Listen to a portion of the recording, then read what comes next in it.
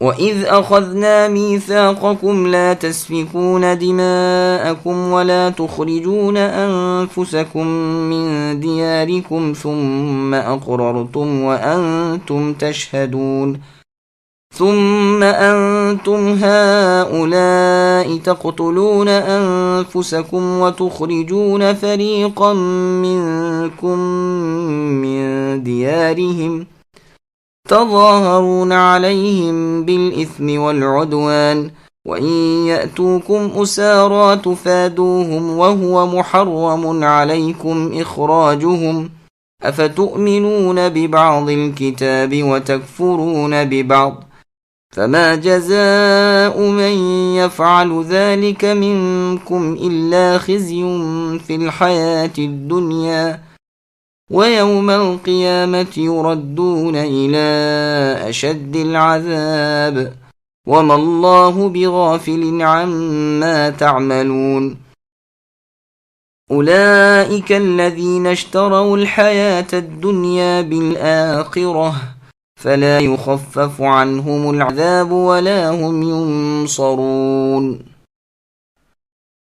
اور جب ہم نے تم سے وعدہ لیا کہ آپس میں قتل نہ کرنا اور آپس والوں کو جلا وطن نہ کرنا، تم نے اس کا اقرار کیا اور تم اس کے شاہد بنے، لیکن پھر بھی تم نے آپس میں قتل کیا اور آپس کے ایک فرقے کو جلا وطن بھی کیا، اور گناہ اور زیادتی کے کاموں میں ان کے خلاف دوسروں کی طرفداری کی۔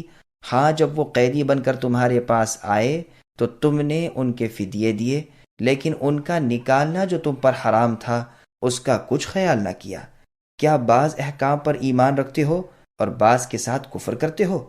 تم میں سے جو بھی ایسا کرے اس کی سزا اس کے سوا کیا ہو کہ دنیا میں رسوائی اور قیامت کے دن سخت عذابوں کی مار، اور اللہ تعالیٰ تمہارے اعمال سے بے خبر نہیں۔ یہ وہ لوگ ہیں جنہوں نے دنیا کی زندگی کو آخرت کے بدلے مول لیا ہے، ان سے نہ تو عذاب ہلکے ہوں گے اور نہ ان کی مدد کی جائے گی۔ سامعین، اب ان آیتوں کی تفسیر سماعت کیجیے۔ اللہ تعالیٰ کے بعض احکامات کو ماننا اور بعض کو چھوڑنا کیسا ہے؟ اوس اور خزرج انصار مدینہ کے دو قبیلے تھے۔ اسلام سے پہلے ان دونوں قبیلوں کا آپس میں کبھی اتفاق نہ ہوتا تھا، ہمیشہ آپس میں جنگ و جدال رہتا تھا۔ مدینے کے یہودیوں کے تین قبیلے تھے، بنو قینقاع، بنو نضیر اور بنو قریظہ۔ بنو قینقاع اور بنو نضیر تو خزرج کے طرفدار اور ان کے بھائی بندے بنے ہوئے تھے، اور بنو قریظہ کا بھائی چارہ بنو اوس کے ساتھ تھا۔ جب اوس اور خزرج میں جب کبھی جنگ ہوتی تو یہودیوں کے یہ تینوں گروہ بھی اپنے اپنے حلیف کا ساتھ دیتے اور ان سے مل کر ان کے دشمن سے لڑتے۔ دونوں طرف کے یہودی یہودیوں کے ہاتھ سے مارے بھی جاتے اور موقع پا کر ایک دوسرے کے گھروں کو بھی اجاڑ ڈالتے اور دیس نکالا بھی دیا کرتے تھے، اور مال و دولت پر بھی قبضہ کر لیا کرتے تھے۔ جب لڑائی موقوف ہوتی تو فریق مغلوب کے قیدیوں کا فدیہ دے کر چھڑا لیتے اور کہتے کہ ہمیں اللہ تعالیٰ کا حکم ہے کہ ہم میں سے جب کوئی قید ہو جائے تو ہم فدیہ دے کر چھڑا لیں۔ اس پر اللہ تعالیٰ فرماتے ہیں کہ اس کی کیا وجہ ہے کہ میرے اس حکم کو تم نے مان لیا، لیکن میں نے کہا تھا کہ آپس میں کسی کو قتل بھی نہ کرو، نہ گھروں سے نکالو، اسے کیوں نہیں مانتے؟ کسی حکم پر ایمان لانا اور کسی کے ساتھ کفر کرنا یہ کہاں کی ایمانداری ہے؟ آیت میں فرمایا کہ اپنے خون نہ بہاؤ اور اپنے آپ کو اپنے گھروں سے نہ نکالو، یہ اس لیے کہ ہم مذہب سارے کے سارے مانند ایک جان کے ہیں۔ صحیح بخاری کی حدیث میں بھی ہے کہ تمام ایماندار دوستی، صلہ رحمی اور رحم و کرم میں مثل ایک جسم کے ہیں۔ کسی ایک عضو یعنی حصے جسم کو درد ہو تو تمام جسم بے تاب ہو جاتا ہے، بخار چڑھ جاتا ہے، راتوں کی نیند اچاٹ ہو جاتی ہے۔ اسی طرح ایک ادنا مسلم کے لیے سارے جہاں کے مسلمانوں کو تڑپ اٹھنا چاہیے۔ عبد خیر رحمہ اللہ کہتے ہیں، ہم سلمان بن ربیعہ رحمہ اللہ کی ماتحتی میں بلنجر میں جہاد کر رہے تھے۔ محاصرے کے بعد ہم نے اس شہر کو فتح کیا جس میں بہت سے قیدی بھی ملے۔ عبداللہ بن سلام رضی اللہ عنہ نے ان میں سے ایک یہودیہ لونڈی کو 700 میں خریدا۔ رأس الجالوت کے پاس جب ہم پہنچے تو عبداللہ بن سلام رضی اللہ عنہ اس کے پاس گئے اور فرمایا، یہ لونڈی تیری ہم مذہب ہے، میں نے اسے 700 میں خریدا ہے، اب تم اسے مجھ سے خرید لو اور آزاد کر دو۔ اس نے کہا بہت اچھا، میں 1400 دیتا ہوں۔ آپ نے فرمایا میں تو 4000 سے کم میں نہیں بیچوں گا۔ اس نے کہا پھر میں نہیں خریدتا۔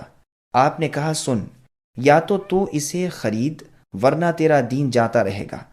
تورات میں لکھا ہوا ہے کہ بنو اسرائیل کا کوئی بھی شخص گرفتار ہو جائے تو اسے خرید کر آزاد کیا کرو۔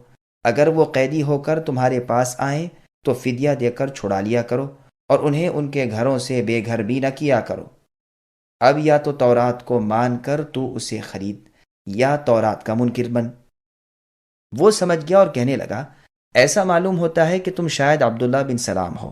آپ نے فرمایا ہاں۔ چنانچہ وہ 4000 لے آیا۔ آپ نے 2000 لے لیے اور 2000 لوٹا دیے۔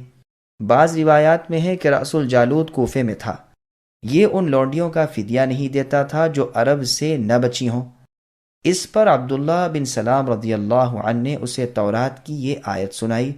غرض اس آیت میں یہودیوں کی مذمت ہے کہ وہ احکام ربانی کو جانتے ہوئے پھر بھی پس پشت ڈال دیا کرتے تھے۔ امانت داری اور ایمانداری ان سے اٹھ چکی تھی۔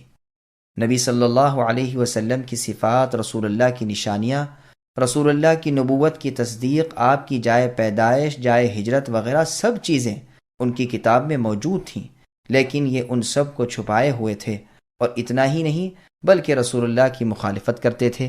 اسی باعث ان پر دنیاوی رسوائی آئی اور کم نہ ہونے والے اور ہمیشگی والے اخروی عذاب بھی۔